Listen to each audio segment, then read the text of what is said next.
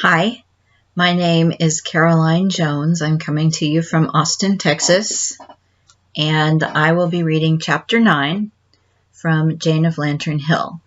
I do have behind me my Ella Montgomery collection.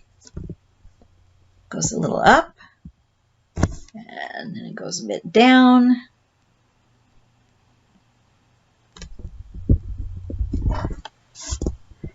And I've got 3 copies of Jane of Lantern Hill, just 3.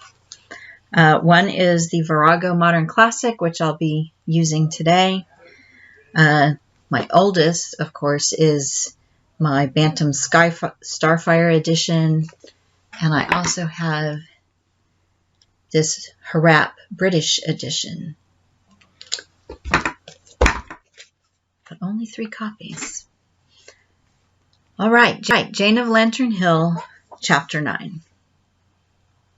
The letter was a bolt from the blue. It came one dull morning in early April, but such a bitter, peevish, unlovely April, more like March in its disposition than April. It was Saturday, so there would be no St. Agatha's, and when Jane wakened in her big black walnut bed, she wondered just how she would put in the day, because Mother was going to a bridge and Jody was sick with a cold. Jane lay a little while looking through the window where she could see only dull gray sky and old tree tops having a fight with the wind. She knew that in the yard below the window on the north there was still a lingering bank of dirty gray snow. Jane thought dirty snow must be the dreariest thing in the world. She hated this shabby end of winter. And she hated the bedroom where she had to sleep alone. She wished she and Mother could sleep together. They could have such lovely times talking to each other with no one else to hear. After they went to bed, early in the morning. And how lovely it would be when you woke in the night to hear Mother's soft breathing beside you and cuddle to her just a wee bit, carefully, so as not to disturb her. But Grandmother would not let Mother sleep with her.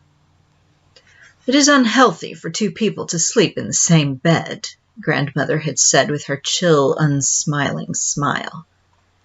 "Surely in a house of this size everybody can have a room to herself.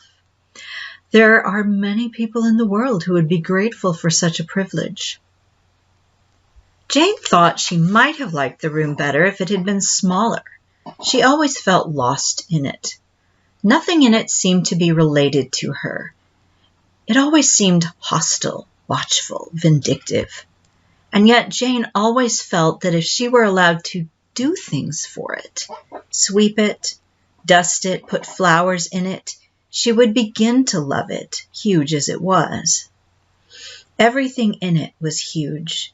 A huge black walnut wardrobe like a prison, a huge chest of drawers, a huge walnut bedstead, a huge mirror over the massive black marble mantelpiece, except a tiny cradle which was always kept in the alcove by the fireplace, a cradle that Grandmother had been rocked in.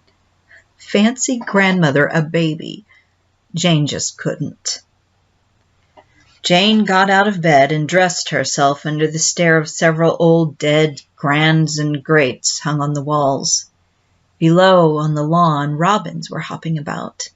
Robins always made Jane laugh. They were so saucy, so sleek, so important, strutting over the grounds of 60 Gay just as if it were any common yard. Much they cared for grandmothers. Jane slipped down the hall to Mother's room at the far end. She was not supposed to do this. It was understood at 60 Gay that Mother must not be disturbed in the mornings. But Mother, for a wonder, had not been out the night before, and Jane knew she would be awake. Not only was she awake, but Mary was just bringing in her breakfast tray. Jane would have loved to do this for Mother, but she was never allowed. Mother was sitting up in bed, wearing the daintiest breakfast jacket of tea rose crepe de chine, edged with cobwebby beige lace. Her cheeks were just the color of her jacket, and her eyes were fresh and dewy. "Mother," Jane reflected proudly, looked as lovely when she got up in the mornings as she did before she went to bed. Mother had chilled melon balls in orange juice instead of cereal, and she shared them with Jane. She offered half of her toast, too, but Jane knew she must save some appetite for her own breakfast and refused it. They had a lovely time, laughing and talking beautiful nonsense very quietly, so as not to be overheard. Not that either of them ever put this into words, but both knew. I wish it could be like this every morning, thought Jane. But she did not say so. She had learned that whenever she said anything like that, Mother's eyes darkened with pain, and she would not hurt Mother for the world. She could never forget the time she had heard Mother crying in the night. She had wakened up with toothache and had crept down to Mother's room to see if Mother had any toothache drops. And as she opened the door ever so softly, she heard Mother crying in a dreadful, smothered sort of way. Then Grandmother had come along the hall with her candle. "Victoria, what are you doing here?" "I have toothache," said Jane. "Come with me, and I will get you some drops," said Grandmother coldly. Jane went, but she no longer minded the toothache. Why was Mother crying? It couldn't be possible she was unhappy. Pretty, laughing Mother. The next morning at breakfast, Mother looked as if she had never shed a tear in her life. Sometimes Jane wondered if she had dreamed it. Jane put the lemon verbena salts into the bath water for Mother and got a pair of new stockings, thin as dew gossamers, out of the drawer for her. She loved to do things for Mother, and there was so little she could do.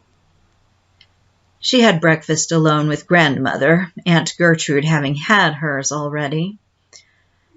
It is not pleasant to eat a meal alone with a person you do not like. And Mary had forgotten to put salt in the oatmeal. "Your shoelace is untied, Victoria." That was the only thing Grandmother said during the meal. The house was dark. It was a sulky day that now and then brightened up a little and then turned sulkier than ever. The mail came at 10. Jane was not interested in it. There was never anything for her. Sometimes she thought it would be nice and exciting to get a letter from somebody. Mother always got no end of letters, invitations, advertisements. This morning Jane carried the mail into the library where Grandmother and Aunt Gertrude and Mother were sitting. Jane noticed among the letters one addressed to her mother in a black, spiky handwriting which Jane was sure she had never seen before. She hadn't the least idea that that letter was going to change her whole life. Grandmother took the letters from her and looked them over as she always did. "Did you close the vestibule door, Victoria?" "Yes." "Yes, what?" "Yes, Grandmother. You left it open yesterday. Robin, here is a letter from Mrs. Kirby, likely about that bazaar. Remember, it is my wish that you have nothing to do with it. I do not approve of Sarah Kirby. Gertrude, here is one for you from Cousin Mary in Winnipeg. If it is about that silver service she avers my mother left her, tell her I consider the matter closed. Robin, here is..."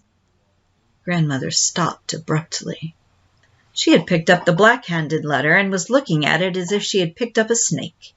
Then she looked at her daughter.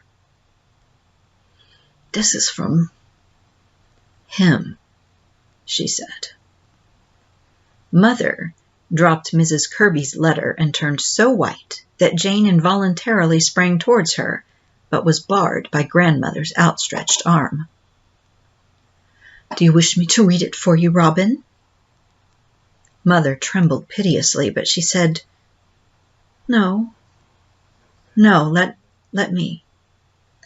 Grandmother handed the letter over with an offended air, and Mother opened it with shaking hands.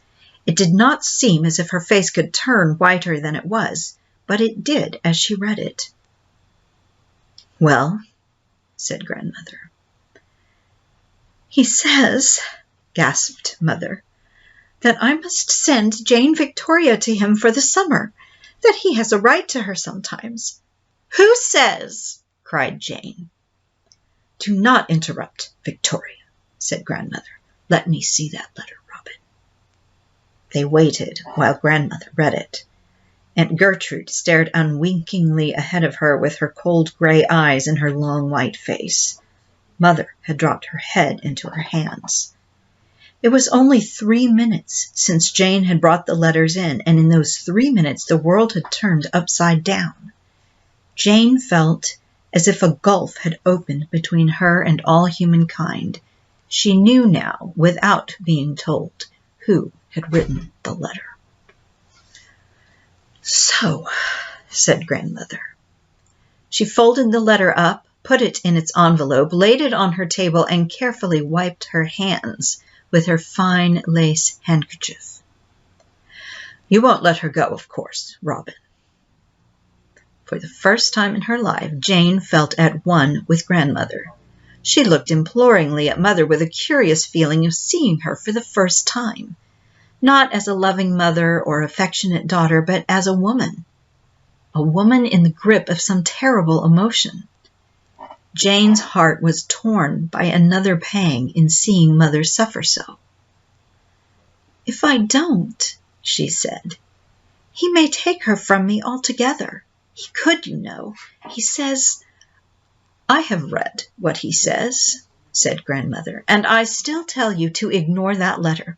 He is doing this simply to annoy you. He cares nothing for her. He never cared for anything but his scribbling." I'm afraid," began Mother again. "We'd better consult William," said Aunt Gertrude suddenly. "This needs a man's advice." "A man?" snapped Grandmother. Then she seemed to pull herself up. "You may be right, Gertrude. I shall lay the matter before William when he comes to supper tomorrow. In the meantime, we shall not discuss it. We shall not allow it to disturb us in the least." Jane felt as if she were in a nightmare the rest of the day. Surely it must be a dream. Surely her father could not have written her mother that she must spend the summer with him 1,000 miles away in that horrible Prince Edward Island, which looked on the map to be a desolate little fragment in the jaws of Gaspé and Cape Breton, with a father who didn't love her and whom she didn't love. She had no chance to say anything about it to Mother. Grandmother saw to that. They all went to Aunt Sylvia's luncheon. Mother did not look as if she wanted to go anywhere, and Jane had lunch alone. She couldn't eat anything. "Does your head ache, Miss Victoria?" Mary asked sympathetically. Something was aching terribly, but it did not seem to be her head. It ached all the afternoon and evening and far on into the night. It was still aching when Jane woke the next morning with a sickening rush of remembrance. Jane felt that it might help the ache a little if she could only have a talk with Mother, but when she tried Mother's door, it was locked. Jane felt that Mother didn't want to talk to her about this, and that hurt worse than anything else. They all went to church, an old and big and gloomy church on a downtown street where the Kennedys had always gone. Jane was rather fond of going to church for the not very commendable reason that she had some peace there. She could be silent without someone asking her accusingly what she was thinking of. Grandmother had to let her alone in church. And if you couldn't be loved, the next best thing was to be let alone. Apart from that, Jane did not care for St. Barnabas's. The sermon was beyond her. She liked the music and some of the hymns. Occasionally there was a line that gave her a thrill. There was something fascinating about coral strands and icy mountains, tides that moving seemed asleep, islands that lifted their fronded palms in air, reapers that bore harvest treasures home, and years like shadows on sunny hills that lie. But nothing gave Jane any pleasure today. She hated the pale sunshine that sifted down between the chilly, grudging clouds. What business had the sun even to try to shine while her fate hung in the balance like this? The sermon seemed endless, the prayers dreary. There was not even a hymn line she liked. But Jane put up a desperate prayer on her own behalf. "Please, dear God," she whispered, "make Uncle William say I needn't be sent to him." Jane had to live in suspense as to what Uncle William would say until the Sunday supper was over. She ate little. She sat looking at Uncle William with fear in her eyes, wondering if God really could have much influence over him. They were all there. Uncle William and Aunt Minnie, Uncle David and Sylvia and Phyllis. And after supper, they all went to the library and sat in a stiff circle while Uncle William put on his glasses and read the letter. Jane thought everyone must hear the beating of her heart. Uncle William read the letter, turned back and read a certain paragraph twice, pursed his lips, folded up the letter and fitted it into its envelope, took off his glasses, put them into their case and laid it down, cleared his throat, and reflected. Jane felt that she was going to scream. "I suppose," said Uncle William at last, "that you had better let her go." There was a good deal more said, though Jane said nothing. Grandmother was very angry. But Uncle William said, "Andrew Stewart could take her altogether if he had a mind to. And knowing him for what he is, I think he very likely would if you angered him. I agree with you, Mother, that he is only doing this to annoy us. And when he sees that it has not annoyed us, and that we are taking it quite calmly, he will probably never bother about her again." Jane went up to her room and stood alone in it. She saw with eyes of despair the great, big, unfriendly place. She saw herself in the big mirror, reflected in another dim, unfriendly room. "God," said Jane, distinctly and deliberately, "is no good."